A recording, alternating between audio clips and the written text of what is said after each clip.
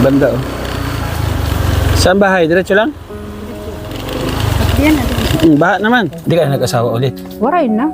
Kumikintat siya sa akin ha. 14 years na. Ba't ka kumikintat ka sa akin? Ito. Kala ko nagwagwapo ako kayo, kumikintat kang ganun ay. Pag nagsalita. Eh paano kung halimbawa namamalingki ka? Mayaman ka pala. Anong yan? Kayo likod na saingan mo, may pispan mo. Kamatay sa kasawa. May maliliit pa ako ng mga anak noon. Nagbinubuhay. Ayun, wala na akong pahinga sa paghanap buhay. Namasukan ako paglaban. Tapos kay Lord, sabi ko, sana may magbigay kahit lang 1 kilong bigas. Ayun, ay dumadating. Lagi kang tutulog, bumuhuma ng mundo. Siya ay si Joey the Great, hindi ka pagpapalit. Handang tumulong at walang ini. Tayo mga kalingap, magandang hapon sa ating lahat. Kasama ko ang volunteer po ng 2nd District si Ate Ida.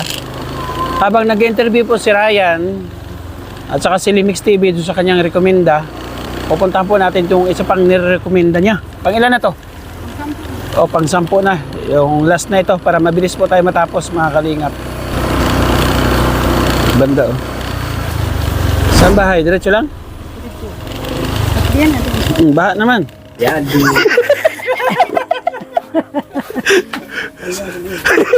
So, Tara. dito tayo mga kalingap kay Nanay Sisa.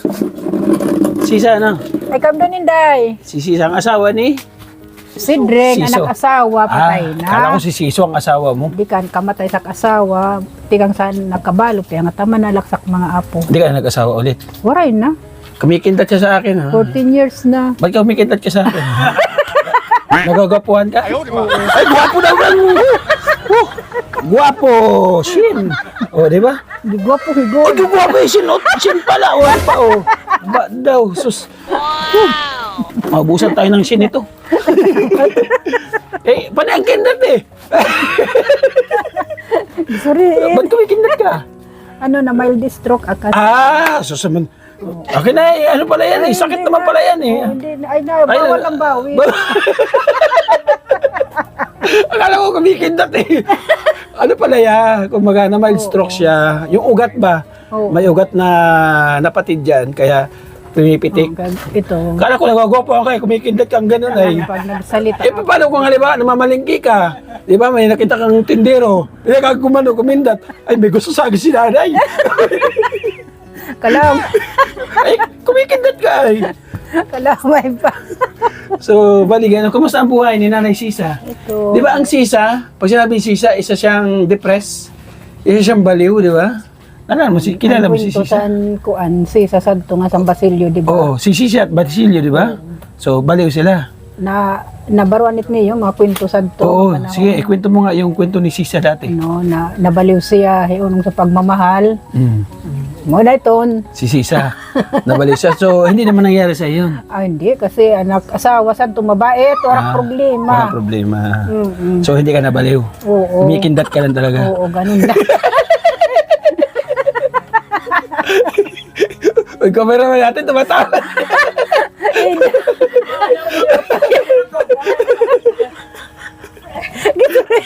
So, ito yung bahay ni Nanay Sisa.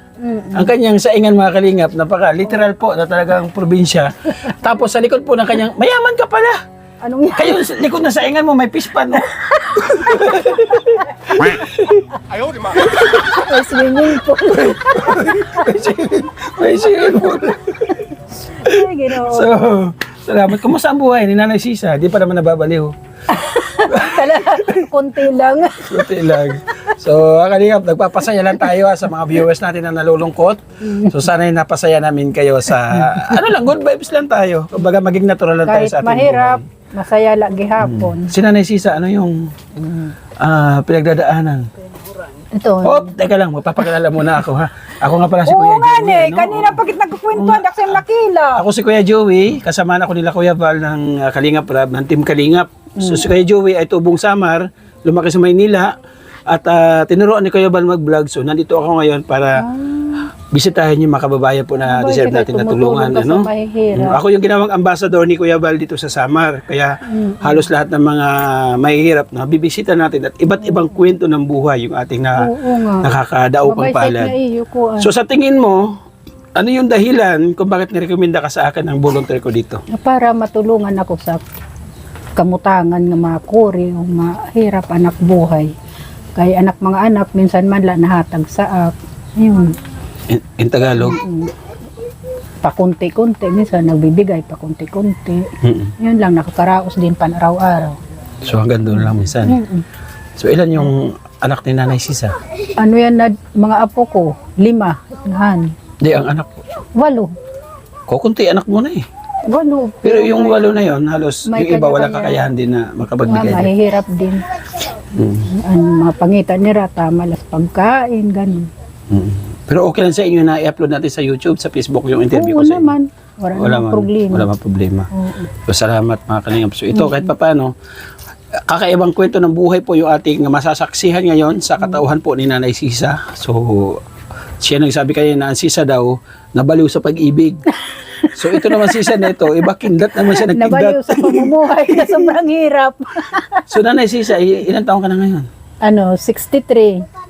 63.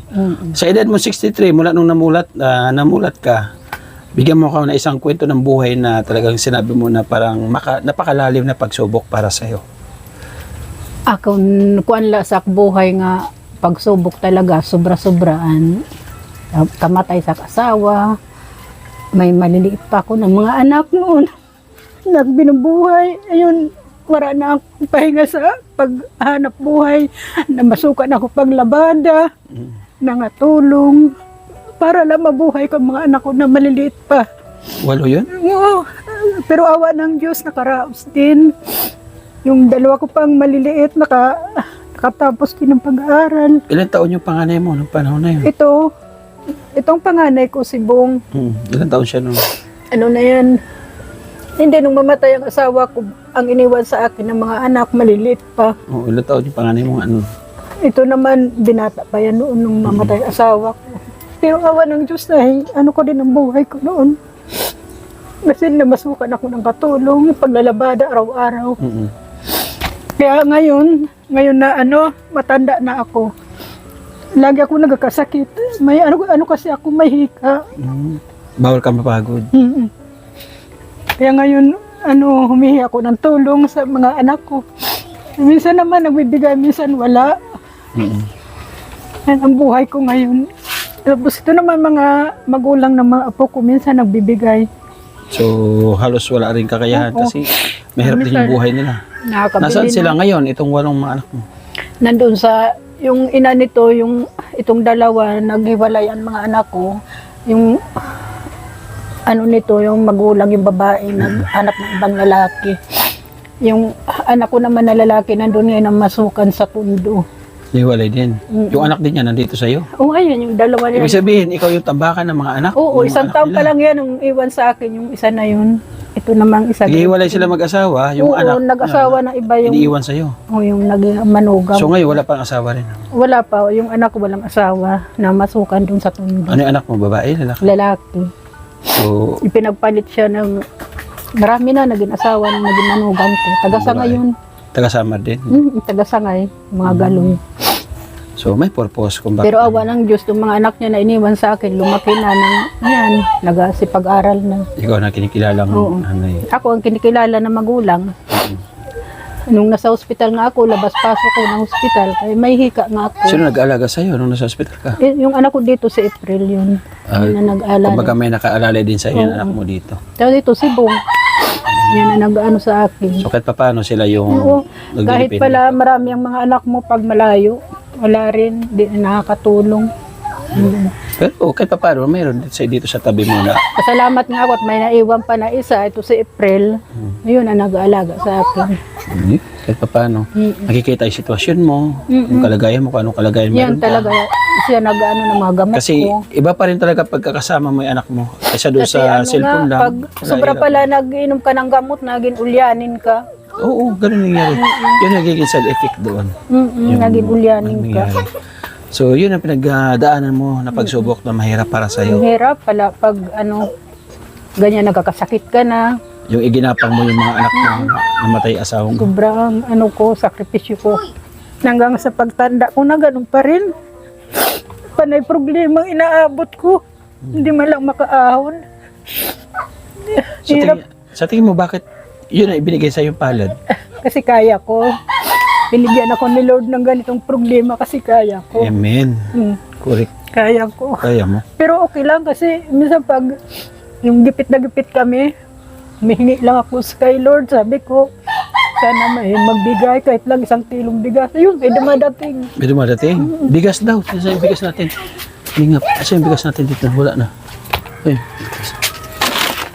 Ang hirap talaga ng bigas. So ito hindi lang 1 kilo. 5 kilong bigas to na eh. Maraming salamat. May Maraming salamat. dumating. Mabait talaga si Lord. Malaking tulong na ito. Oo, 5 kilong Sa bigas. amin na Si Ate Beth mahihirap. Jones nagbigay niyan. Nasa US siya. Anong gusto mong sabihin kay Ate Beth Jones sa bigas? Maraming salamat. Sana marami pa kayo matulungan na mahihirap.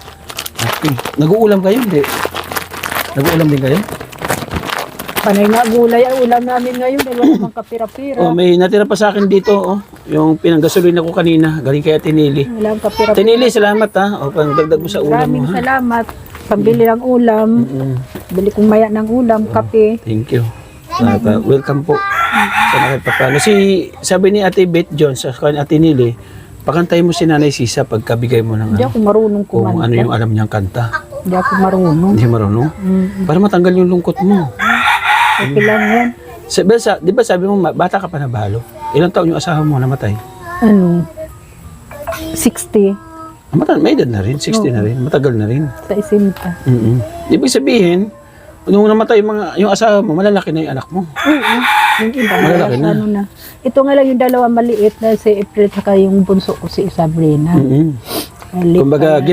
ginabayan ka rin ng anak ng asawa mo. Grade 3 si Ina, Ano ka yung dyan? bunso ko. Grade 4 naman si April. Ba't ilang taon ka na nag-asawa? Ano na ako, 21. Nag-asawa? Ang asawa mo, ilang taon siya nag-asawa kayo? Pangalawang asawa ko na yun, yung una kong asawa, taga-Tacloban, yun ang panganay ko. Ibig sabihin, yung unang asawa mo talaga, yun, namatay yung mga anak mo na maliliit pa siya. Yun. Tapos, Ilang taon siya nung namatay? wala pa 1 year. Bata pa lang siya? Ilang taon pa lang siya nung namatay yung asawa mo? Mga 8 months siguro. Tapos nag-asawa Tapos, asawa ka ulit? nalaman ko yun, napatay na. Yung una kong asawa, taga MacArthur Leyte yan. Ba't di kayo nagsama? Ba't? Tapos umuwi ako dito. Niligawan naman ako ng ama ng mga anak ko ngayon. Ayun, nag-asawa ko ulit, pangalawang asawa ko na. Ilan anak mo dito? Bali 7, nagkaanak ko sa kayang 7. Sa una, ilan? Isa lang yan. Kaya wala. Si Boy sa una. Ganun pala yung Tapos kwento nung na Sisa. nakasal na kami ng pangalawa kong asawa, kinasal ako kasi sabi patay na daw ang una kong asawa. Yung pala buhay pa na priso lang ngayon siya. Bakit? Hindi mo alam kung anong nangyari sa kanya? Nagkabalik kayo? Inside my sana akong bugto nga kasi sa'yo, asawa mo na iniwan mo dito sa Manila, namatay na, yun. Nakapag-asawa ko ito, pangalawa. Nakasal kami kay sabi patay ng asawa ko nga una. Yung pala buhay pa nakulong na. Pero kasal kayo nung una. Kasal din. So, nagsukob ang kasal. Dalawa pinakasalan mo. Pero ngayon wala naman ikadwa kong asawa. Wala na rin yung una. Wala na pala. Yung una ko buhay pa nasa nasa Tipulo sa Manila. Ngayon? Talaga? Matanda na mga 70 plus. Pero kung may manligaw sa'yo ngayon, pwede pa ulit. Hindi na. Hindi na. ako mag-asawa. Bakit? Kada mo nga sa nanligaw saksan na babalo pala ak mo pa niya nak maruyag na arog na akam. Ay, Nanay Sisa tayo, may gusto mong mag-asawa. Paano to?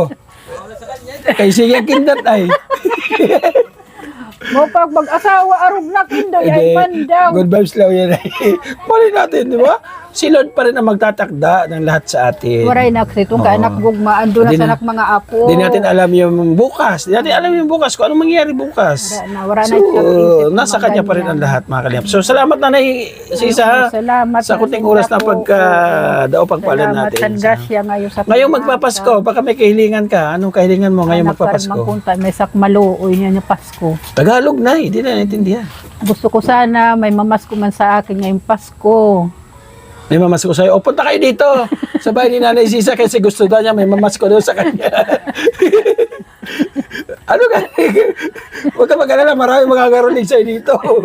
Dito ako papaskuhan. Ano yung sabihin mo? O kaya ka sabihin mo kung anong kahilingan mo ngayong Pasko. Madam, yung pamasko ko ha sa Pasko. Sino hingi mo, madam? Yung nandyan, nagbibidyo. Nagbibidyo daw. Mayaman niya siya. Yun, nagbibidyo. Mayaman na yan ngayon. Oo, yun nagbigay sa'yo. Hindi ka mangingi pamasko? Kaya pati iton siya. Lahat ng Nagbigay viewers. sa akin itong grasya. Salamat. Merry Christmas. Okay. So, Sana- salamat, Nanay ni Sisa, ha? So, wala kang kahilingan. Yun lang, mamasko lang siya dito ng Pasko. Paano pala ako magparamdam sa yung ano mo una mo Mas asawa? kulat aksaim. Paano pala ako magparamdam yung ano mo asawa? Buhay pa raw yung asawa mo, sabi mo, di ba? Oh, waray na ito. Paano ako magparamdam pala sa'yo dito? Pabayla itong siya kahit di na makit sa kanya. So, salamat. Ala, Nanay Sisa. salamat nga God dako. bless po. Oo, Kunin ko na po ang salamat microphone. nga dako. Ingat po kayo dito, ha? Nag-abot kami nga hisan amo. Oo nga po, baha eh. Okay, thank you po. Pag mauran, baha kami dito. Opo. So, yung mga kalingap. Nanay, bye-bye. Oo, bye-bye. Nabisita natin si Nanay Sisa. Ang masayahin po na senior citizen. So, walo yung anak. Grabe. Naka-proud. So, wala na ng tubig, kuya. Mayroon pa rin. Ang nililibasan niya. Lawak na nililibasan niya. May butas dyan. Nabuslot ako kanina dyan. Salamat siyempre kay Kuya Bal at na Kalingap Rab. Thank you so much po mga Kalingap. Yung nabigyan ng blessing. So maraming salamat. Sana'y naandyan kayo. Patuloy po nakasuporta. Yung ating pong kapartners, family sponsor, nasa gilid po natin yung screen mga Kalingap. Thank you so much po sa inyo. Ating volunteer, kasama natin yung isa. Ayun o, nagnunog din siya sa tubigan. Thank you so much po. At nandyan po, nasa screen din po at ng kanyang mga kasamahan po ng mga volunteer. Hanggang sa muli mga Kalingap, God bless. Mag-ingat tayo palagi. Bye-bye. God bless.